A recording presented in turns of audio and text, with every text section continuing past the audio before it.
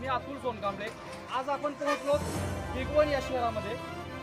भिगवण या शहरामध्ये आदर संविधानाचा जागर कीर्तनाचा हा आगळा वेगळा कार्यक्रम डॉक्टर बाबासाहेब आंबेडकरांच्या जयंतीनिमित्तानं आज या ठिकाणी आपण लाईव्हच्या माध्यमातून पाहिलेलं आहे.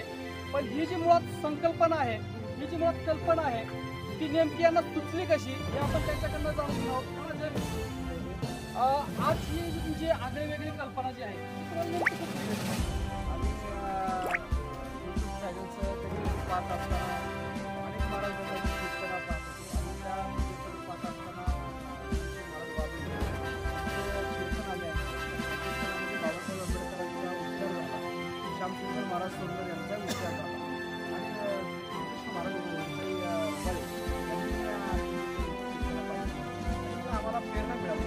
कीर्तनाच्या माध्यमातून सुद्धा अशा पद्धतीची आणि मग आपण प्रत्येक दिवशी जर एक खूप वेगळ्या महापुरुषाचं लोकांपर्यंत मांडण्याचा जर वारकरीच्या माध्यमातून करतात ते आपण करूया का, अशी संकल्पना आम्ही आमच्या गावातील वारकरी संप्रदायाचे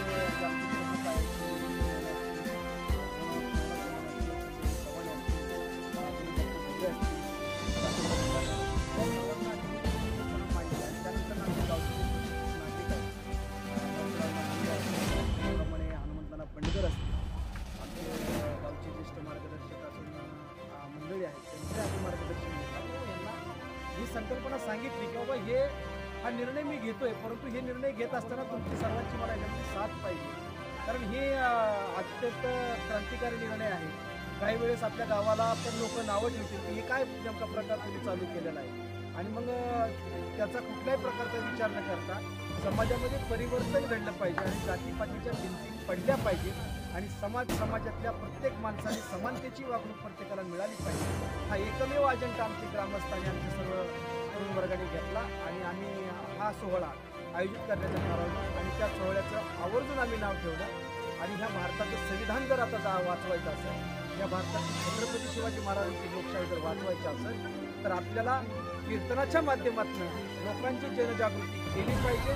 भविष्यामधल्या संविधानाची निर्मिती तर वाचवण्यासाठी, आपल्या छत्रपतींचा आदर्श वाचवण्यासाठी, त्यांची शौर्यगाथा लोकांपर्यंत पोहोचवण्यासाठी महाराष्ट्रातील तरुण मंडळांनी बाबासाहेब आंबेडकरांच्या जयंतीच्या निमित्ताने निश्चितच महाराष्ट्रात अशा पद्धतीची कीर्तन सोहळे ठेवावे आणि ही संकल्पना महाराष्ट्रभर राबावी, यासाठी आम्ही तर आता प्रयत्न करतोय. आपणही सर्वांनी सहभागी व्हावं. या कार्यक्रमासाठी आजचं कीर्तन त्यांचं झालं ते पंडित महाराज नलवडे आहे, त्यांचे छत्रपती शिवाजी महाराज संभाजी महाराजांच्या गाणं अभ्यास त्यांनी त्यांची तारीख घेणं सुद्धा आम्हाला खूप अत्यंत अवघड होतं, परंतु त्यांनी दुसऱ्याचा कार्यक्रम सोडून आज आमच्या ठिकाणावर कुठल्याही प्रकारच्या आशा न बाळगता कार्यक्रम घेतला आणि आम्हाला मनमुक्त करणारं आणि अत्यंत तल्लीन करणारं असं कीर्तन आम्हाला सर्वांना दिलं. आम्ही त्यांचे बोल विचार लोकांनी ऐकले. त्यांच्या माध्यमातून जर एक व्यक्ती जरी उद्देशाला आम्हाला जोडला गेला तरी आमचं काम आणि त्यांचं काम सारथी लागलं, अशा पद्धतीचं आम्हाला वाटतं.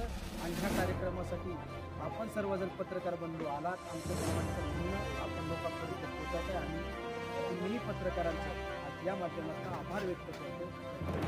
नाना, मला एक या प्रश्नावर एक प्रश्न विचारायचे आहे. याच्या अगोदरही अनेक महापुरुषांनी, अनेक संतांनी हा प्रयोग केलेला आहे. ज्या वेळेस संत तुकाराम असतील, ज्ञानेश्वर महाराज असतील किंवा अनेक जे काही महापुरुष होते त्यांनी जातीपातीचं राजकारण किंवा जातीपाती नष्ट करण्यासाठी अनेक वेळा प्रयत्न केलेला आहे, पण त्यांना हाणून पाडण्याचा प्रयत्न झालेला आहे. त्यातच एक साधं उदाहरण सांगायचं तर तुकाराम महाराजाचा देखील खून करण्यात आलेला आहे, तुम्ही वाचलेला आहे. याच्या अगोदर जर पाहिलं आपण तर कॉम्रेड पानसरे असतील किंवा डॉक्टर नरेंद्र दाभोळकर असतील यांचा खून देखील झालेला आहे. तुम्हाला या प्रवाहाच्या विरोधात तुम्ही आज वाटचाल करताय, तुम्हाला भीती वाटत नाही का? भीती वाटण्यासारखं काय आहे त्याच्यामध्ये? दाभोळकर झाला आणि पानसरे झाला म्हणजे माणूस मरत नाही ना, त्यांचे विचार मरत नसतात. एकदा विचार पेरल्यानंतर विचार कधी मरत नसतात. विचार पेरण्यासाठी फक्त धाडच लागतं. महात्मा ज्योतिराव फुलेंनी ज्यावेळेस विचार करण्याचा प्रयत्न केला त्यांनाही अनेक प्रकारच्या अडचणी आल्या. मुलींना शिक्षण देताना सावित्रीबाईंनाही अडचणी आल्या आणि त्यावेळेस पहिली त्यांची जी विद्यार्थी आहे ती फक्त साडी नाही, लोकांनी लक्षात घेतलं पाहिजे. अशा त्यावेळेस परिस्थितीपेक्षा आताची परिस्थिती अत्यंत चांगली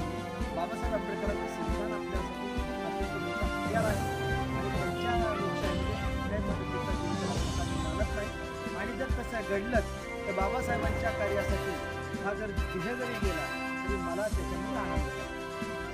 आपण पाहू शकता या ठिकाणी हे होते शरद नाना चितारे आणि या शरद नाना चितारे यांनी या त्यांच्या छोट्याशा गावातनं एक आगळा वेगळा कार्यक्रम या ठिकाणी राबवलेला आहे. जागर संविधानाचा जागर कीर्तनाचा हा आगळा वेगळा कार्यक्रम या ठिकाणी सुरुवात केलेला आहे आणि असाच कार्यक्रम पूर्ण महाराष्ट्रभर या ठिकाणी व्हावं हा त्यांचा एक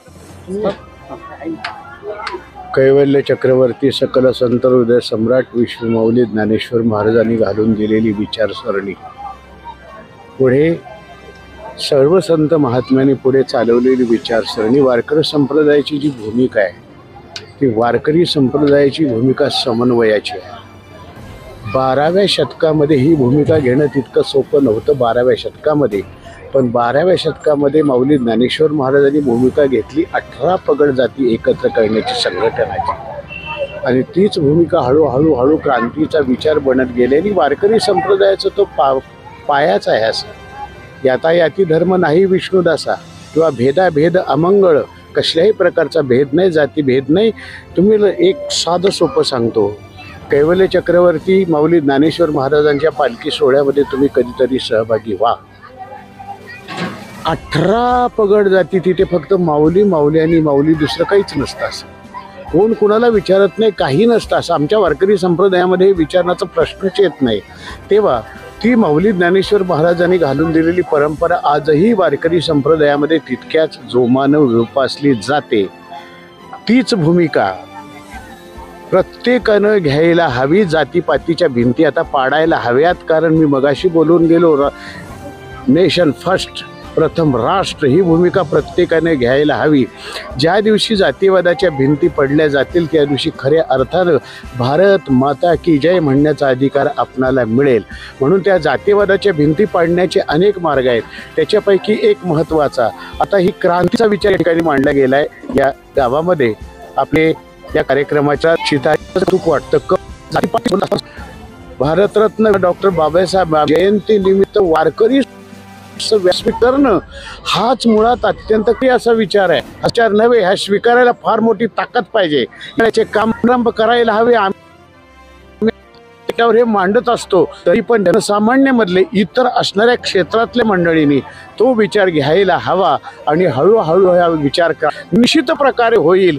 एक म्हणतो तुम्हाला, इच्छा असो नसो पण या भारत मातेच्या रक्षणाकर भारत मातेच्या संवर्धनाकरता हा पगड जातीना इच्छा नसलं तरी सन्मानाने एका व्यासपीठावर मांडीला बसावंच लागेल आणि तो दिवस पण आता सोन्याचा दिवस असेल. मग त्या दिवसाकडे वाटचाल करण्याकरता पावलं पडली पाहिजेत आणि नाना यांनी उचललेलं आहे. संपूर्ण महाराष्ट्राला मार्गदर्शन आहे. संपूर्ण महाराष्ट्रानं विचार करावा. मी पुन्हा विचार करावाच लागणार आहे, पण ती वाटचाल मात्र करायला हवी. याचा प्रारंभ चितारे नानांनी केलेला आहे. मी आता माझ्या प्रत्येक कीर्तन महाराष्ट्राच्या बाहेर या अशा उत्सवात मी 5 मिनिटं दररोज माझ्या कीर्तनामध्ये करणार आहे. का करणार आहे याचं कारण एवढंच आहे की हा क्रांतिकारी विचार त्यांनी निर्माण आहे इतरच्या आणि सर्वांनी ती भूमिका घेऊन आपल्या भारत मातेच्या रक्षणाकरता सिद्ध व्हावं. जीवन एकदा जगायचे, ते जगत असताना व्यापक जगावं, संकुच जातीपातीच्या मध्ये अडकू नये आणि भारत मातेची आम्हाला लेखा प्रकारे बाबासाहेबांनी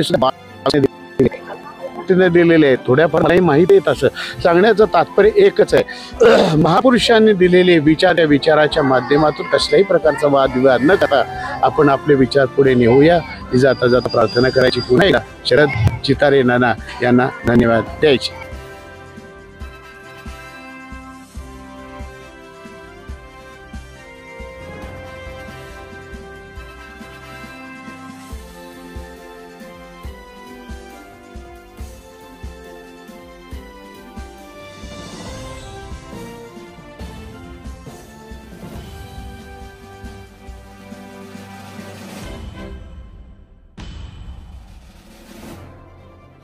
मध्ये किती खेड्यामध्ये राबवले जात आहेत.